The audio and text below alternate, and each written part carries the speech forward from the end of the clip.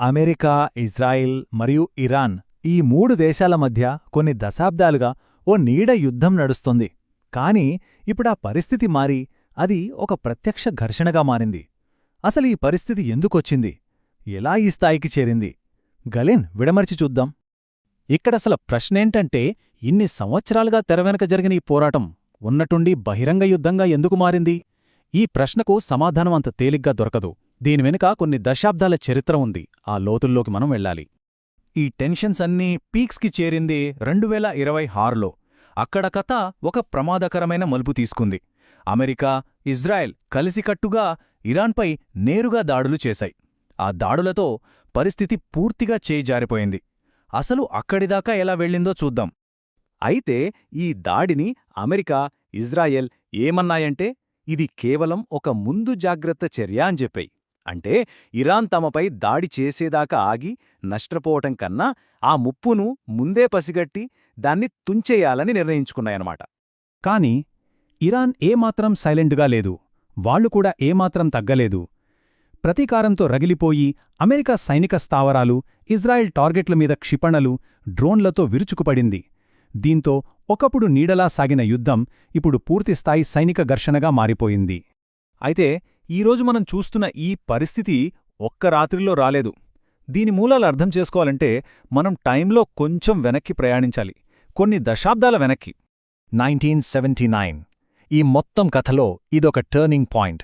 ఆ సంవత్సరానికి ముందు ఇరాన్, అమెరికా చాలా మంచి మిత్రులు. కానీ 1979లో వచ్చిన ఇస్లామిక్ విప్లవం తర్వాత సీన్ మొత్తం రివర్స్ అయింది. సమీకరణాలు పూర్తిగా తలకిందులయ్యాయి. ఒకప్పటి ఫ్రెండ్స్ బద్ధశత్రువులుగా మారిపోయారు. ఆ మార్పే ఈరోజు మనం చూస్తున్న ఈ నిరంతర సంఘర్షణకు బీజం వేసింది. గత 10 ఏళ్లను గనక మనం గమనిస్తే ఈ టెన్షన్స్ ఒకదాని తర్వాత ఒకటి ఎలా పెరిగాయో మనకు క్లియర్గా కనిపిస్తుంది. 2015లో ఒక అణు ఒప్పందంతో అంతా సెట్ అవుతుంది అనుకున్న టైంలో 2018లో అమెరికా ఆ డీల్ నుంచి వాకౌట్ చేసింది. దాంతో ఆశలన్నీ ఆవిరైపోయాయి. అక్కడ్నుంచి మొదలు ప్రాక్సీ యుద్ధాలు, దాడులు, ప్రతిదాడులతో 2025 వచ్చేసరికి పరిస్థితి ప్రత్యక్ష యుద్ధమంచుకు చేరింది. ఈ మొత్తం సంఘర్షణకు మొదటి అతిపెద్ద కారణం అణుభయం.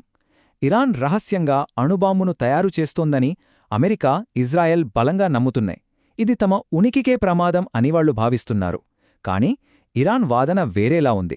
తమ అణు కార్యక్రమం కేవలం కరెంట్ ఉత్పత్తిలాంటి శాంతియుత అవసరాల కోసమే అని వాళ్లు చెబుతున్నారు. ఇక రెండో కారణం మధ్యప్రాచ్యంలో పెద్దన్న ఎవరు అవ్వాలనే అధికార పోరాటం. ఇక్కడ ఇరాన్ ఏం చేస్తుందంటే డైరెక్టుగా రంగంలోకి దిగకుండా ప్రాక్సీ గ్రూపుల ద్వారా తన పవర్ చూపిస్తోంది.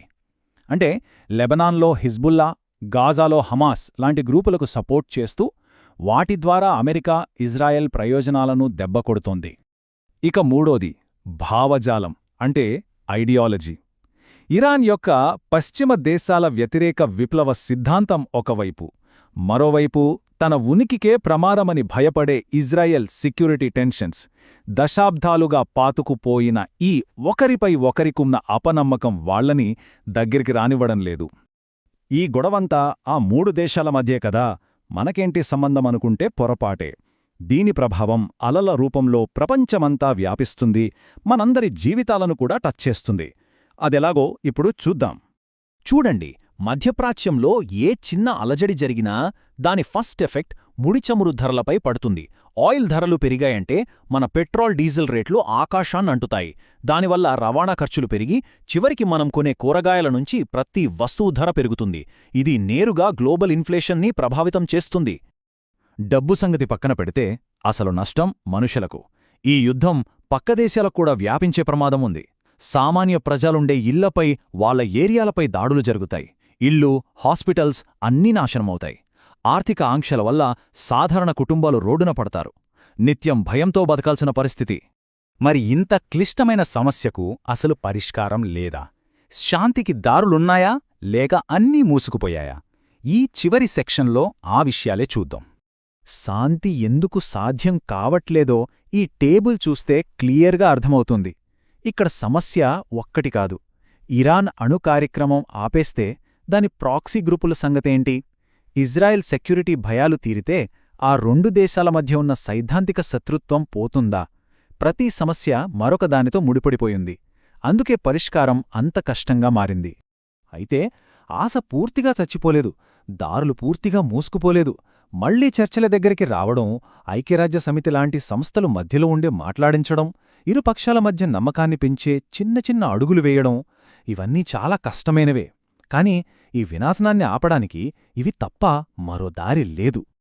ఈ వాక్యం ఈ మొత్తం గొడవకు పర్ఫెక్ట్ సమ్మరీ. సింపుల్గా చెప్పాలంటే ఇది ఒక్క ఇష్యూ వల్లొచ్చిన గొడవ కాదు. ఇందులో అణుభయాలున్నాయి, ఆధిపత్య పోరుంది, చారిత్రక శత్రుత్వముంది, సైనిక కూటములు కూడా ఉన్నాయి. అన్నీ కలిపి ఒక పెద్ద చిక్కుముడిలా తయారైంది.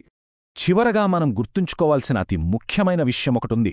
ప్రభుత్వాలు, సైన్యాలు యుద్ధాలు చెయ్యొచ్చు, కానీ దీనివల్ల అత్యధికంగా నష్టపోయేది మాత్రం సామాన్య ప్రజలే. పెరిగిన ధరలు, అభద్రత, భయం, ప్రాణనష్టం వీటన్నిటితో వాళ్లే అసలైన మూల్యం చెల్లిస్తున్నారు.